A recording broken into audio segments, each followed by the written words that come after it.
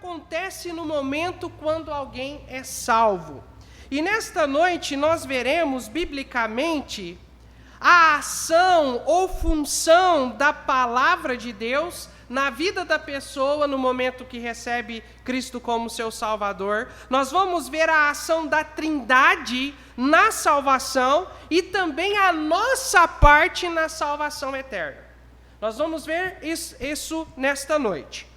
Em primeiro lugar, a função da palavra de Deus na salvação. O que a palavra de Deus faz quando o pecador é salvo?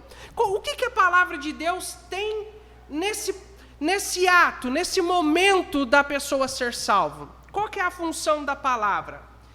Abra sua Bíblia em Romanos capítulo 7, versículo 7. A palavra de Deus diz assim: que diremos, pois? É a lei pecado? De modo nenhum. Mas eu não conheci o pecado senão pela lei, porque eu não conheceria a concupiscência se a lei não dissesse, não cobiçarás. Podem se assentar, meus amados. Nós podemos ver aqui uma função muito importante da palavra de Deus em nossas vidas. A palavra de Deus, ela revela a verdade. Ela vai revelar ao pecador a condição dele diante de Deus. Ou seja, vai revelar a pessoa, vai revelar aquele que está recebendo Jesus, nós que já recebemos Cristo como nosso único e suficiente Salvador. A palavra de Deus revelou que nós somos pecadores. E como pecadores, nós estamos separados de Deus. A Bíblia vai revelar que, como pecadores, nós temos uma grande necessidade. Qual é essa necessidade? Nós necessitamos de um Salvador. Que nós, pelas nossas próprias obras, nós não podemos ser salvos.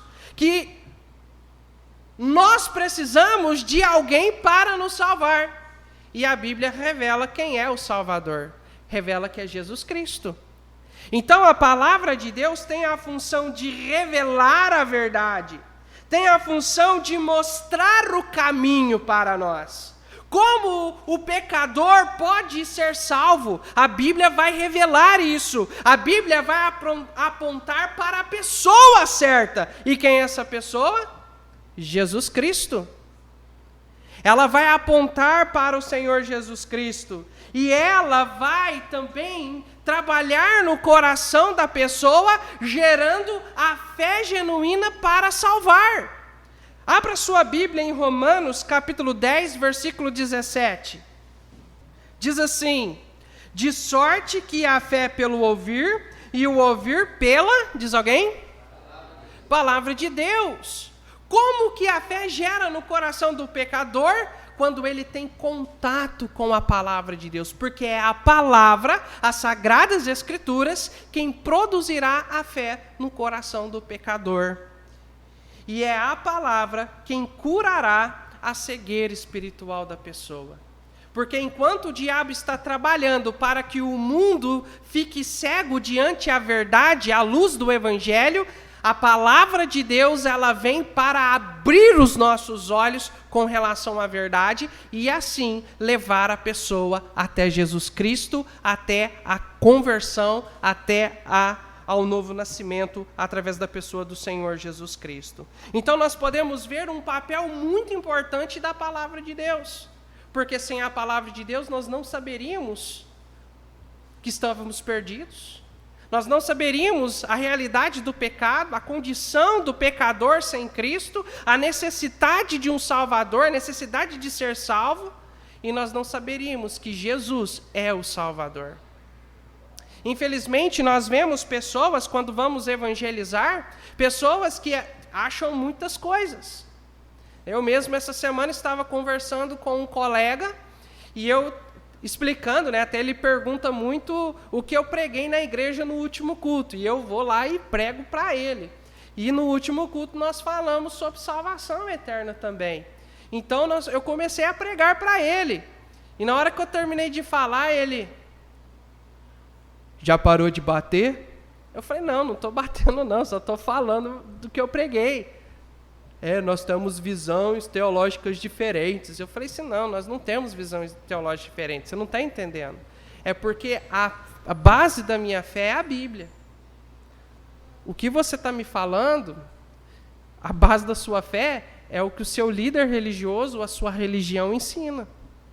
Não está dentro da palavra de Deus. E quem tem a verdade, irmão, só pode estar aqui. Ou ela está aqui, ou então não existe verdade. Ok? Como que nós sabemos que uma determinada religião, uma determinada igreja prega a verdade ou não? Se ela tem o fundamento correto, que é a palavra de Deus. Amém? Então, ela é muito importante na salvação. A palavra de Deus opera na vida do pecador para trazer conhecimento da verdade, porque a Bíblia revela a verdade e aponta para Cristo, que é o único que pode salvar. Em segundo lugar, nós vamos ver a função da Trindade. Então, nós vamos ver 3 pontos dentro de um ponto só. Nós vamos ver a função do Espírito Santo, a função do Senhor Jesus Cristo e a função de Deus Pai. Em primeiro lugar, ou em segundo lugar, melhor dizendo, o que o Espírito Santo faz no momento que uma pessoa é salva? Abra sua Bíblia no Evangelho de João, capítulo 16, verso 8. A Bíblia diz assim: e quando ele vier, quem é esse ele? O Espírito Santo, né? O Consolador. Ele convencerá o mundo do pecado, da justiça e do juízo. Nós podemos ver aqui nesse versículo que o Espírito Santo é ele quem convence o pecador da verdade. Não é os nossos argumentos, ou não são os nossos argumentos, melhor dizendo, quem vai convencer a pessoa da necessidade dela de receber Jesus como seu Salvador. Quando nós estamos evangelizando, nós precisamos ter essa consciência de que não somos nós quem convencemos o pecador a se render a Cristo, mas é o Espírito Santo que age trabalhando na vida da pessoa, não somente na vida da pessoa que está ouvindo, mas também naquele que está falando, para que aquela pessoa que está ouvindo a palavra de Deus, o Santo Evangelho, possa se render a Cristo como seu Salvador. É até interessante que a palavra convencer no original tem a ver justamente disso. Convencer mediante provas. Convencer a pessoa mediante evidências. E qual é a evidência que o Espírito Santo usa para convencer o pecador? A palavra de Deus. É a evidência.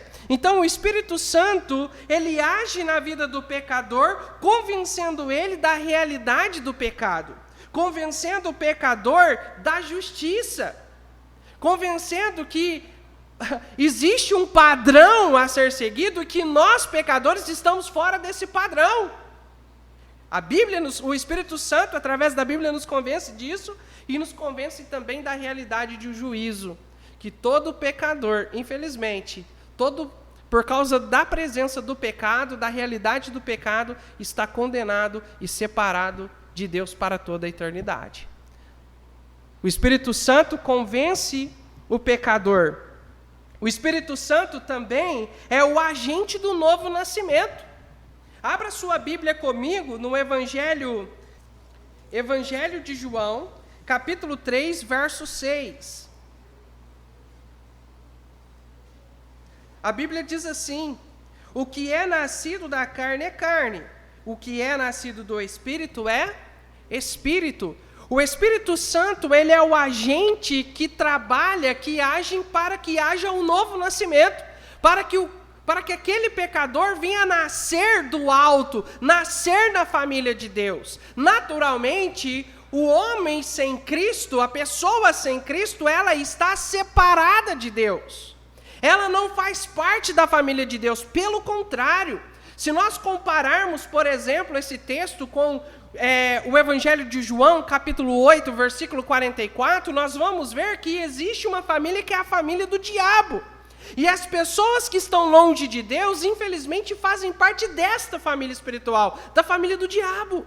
porque querem satisfazer os desejos do vosso pai. Mas quando a pessoa ela se converte, quando ela é salva, quando ela recebe Jesus como seu único e suficiente Salvador, acontece um novo nascimento espiritual. O pecador é como se ele morresse para essa antiga família, morresse para o pecado, morresse para a antiga vida sem Cristo e nascesse de novo na família de Deus.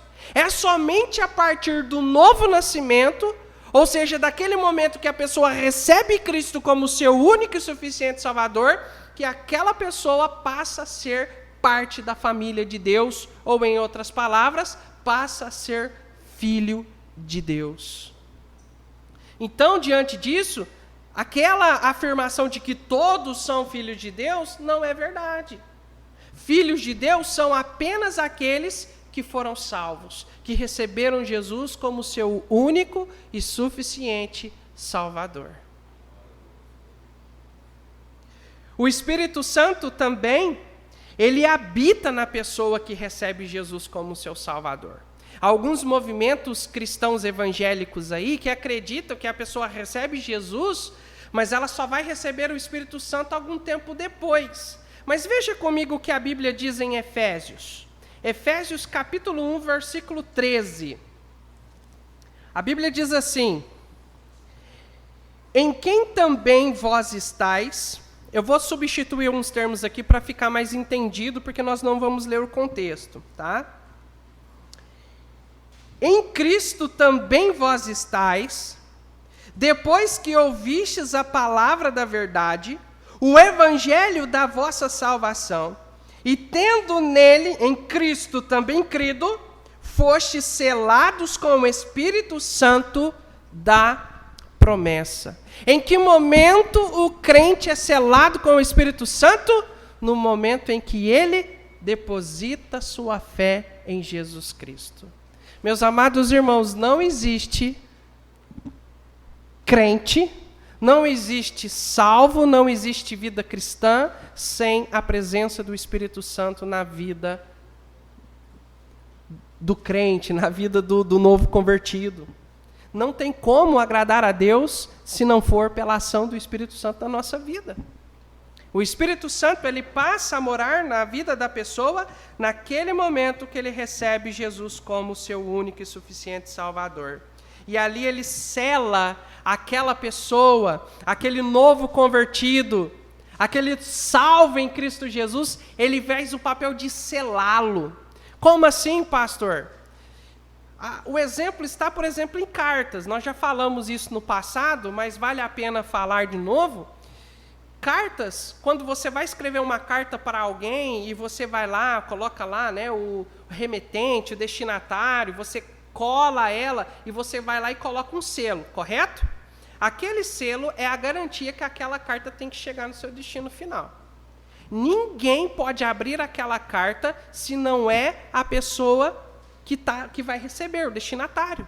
Se alguém no meio do caminho pegar, abrir ela, a pessoa ela pode ser até presa por isso, pagar uma multa muito alta. O selo é a garantia que a carta vai chegar no seu destino. E o Espírito Santo é a garantia de que nós vamos para o céu. Amém, não, irmãos? Amém. Louvado seja o Senhor.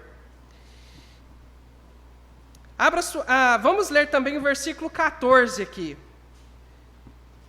O versículo continua dizendo: o qual é o penhor da nossa herança para a redenção da possessão adquirida para louvor da sua glória. Essa outra palavra também, penhor, se refere ao Espírito Santo. O que é um penhor? Vamos supor aqui, né? O irmão Maurício, eu sei que não é fato isso, viu, irmão? É apenas uma ilustração, tá? Me permita usá-lo nessa noite. O irmão Maurício precisa de um dinheiro. Precisa de um dinheiro, talvez para pagar uma conta, alguma coisa. E ele tem um celular muito bom. E ele vai lá na casa de penhor e fala assim: olha, eu tenho aqui um celular e quanto que você paga por ele para mim? Falou: olha, eu te empresto R$300, um exemplo, certo? Lógico que o celular dele vai valer mais, mas eu te presto R$300. Ele vai, pega os R$300 e dá o celular dele. O celular do irmão Maurício vai ser o penhor, ou seja, a garantia que o irmão Maurício vai pagar. Porque se ele não pagar, ele vai perder o seu penhor, certo? O Espírito Santo funciona exatamente dessa maneira na vida do crente. O Espírito Santo é a garantia que Deus dá para nós de que nós fomos salvos, e não fomos apenas salvos, mas que vamos continuar salvos até o dia que encontrarmos Jesus Cristo. O Espírito Santo é dado por Deus para dar essa garantia para nós. Entende? Então, o Espírito Santo, ele é o penhor para as nossas vidas. E com isso, o Espírito Santo, ele autentica a nossa salvação. O verdadeiro crente em Cristo, ele tem o Espírito Santo habitando em sua vida. E é o Espírito Santo que age na nossa vida. Por exemplo, quando nós pecamos, é o Espírito Santo que fala, você pecou. Como um árbitro, sabe o árbitro de futebol? Está lá, né, o caboclo jogando futebol, e de repente ele vai lá e dá um carrinho. Aí o árbitro vai lá, apita e mostra o cartão amarelo. Cobrou a falta, o jogo continua, certo? O juiz vai ficar lembrando dele, falar, nossa, cometeu... Não, cometeu a falta, já foi.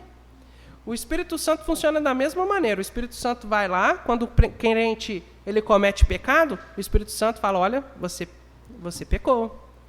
Mas para quê? Para que nós possamos chegar diante do Senhor e confessar nossos pecados. Amém? O Espírito Santo não nos acusa, irmãos. Ele simplesmente nos alerta para que possamos ir até Cristo e confessar os nossos pecados diante do nosso Senhor. Tá? E a Bíblia diz lá em Salmo que Deus está sempre pronto a perdoar os nossos pecados. A diferença do ímpio, do incrédulo, do perdido com o salvo é isso. Nós, infelizmente, por causa da nossa velha natureza, nós vamos pecar. Isso dá para evitar, mas a gente vai pecar. Somos pecadores. Mas, amados, a diferença entre o salvo e o ímpio é que o ímpio vive na sua incredulidade, vive na sua imundícia e acha que está tudo certo. O salvo não. O salvo, ele peca, ele se sente mal. O salvo, quando ele sabe que ele fez algo que desagrada a Deus, ele não se sente bem, ele precisa ir diante de Deus e confessar, porque o prazer do salvo é agradar aquele que o salvou.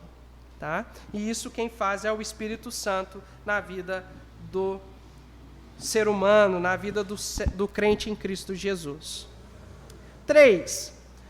O que o Senhor Jesus Cristo faz no momento que alguém é salvo?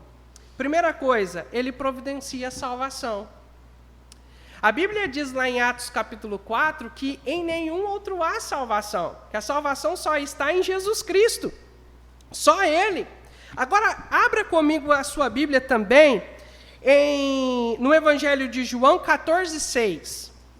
E disse-lhe Jesus, eu sou o caminho, a verdade e a vida. Ninguém vem ao Pai senão por mim. O único que pode salvar é Jesus Cristo. Sabe por quê? Porque Jesus Cristo foi o único que morreu para pagar os nossos pecados na cruz do Calvário.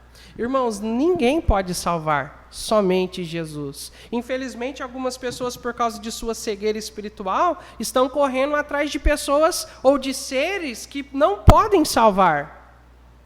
Mas somente Jesus é quem pode salvar.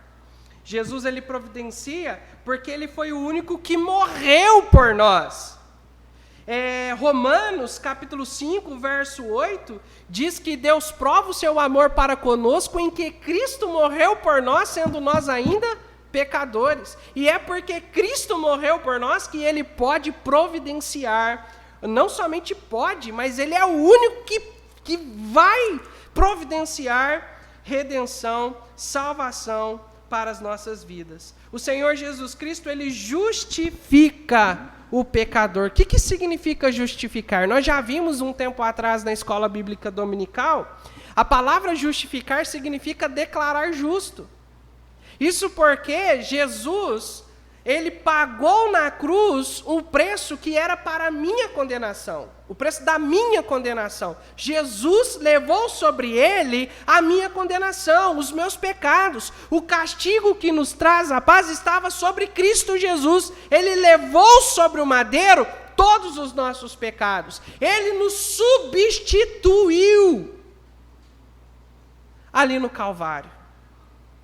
E quando nós chegamos até Ele e suplicamos perdão e salvação, Ele providencia justificação. Ou seja, pelo que Jesus fez na cruz do Calvário, Deus nos declara justo por causa de Jesus. Por isso que não há mais condenação para aqueles que estão em Jesus Cristo.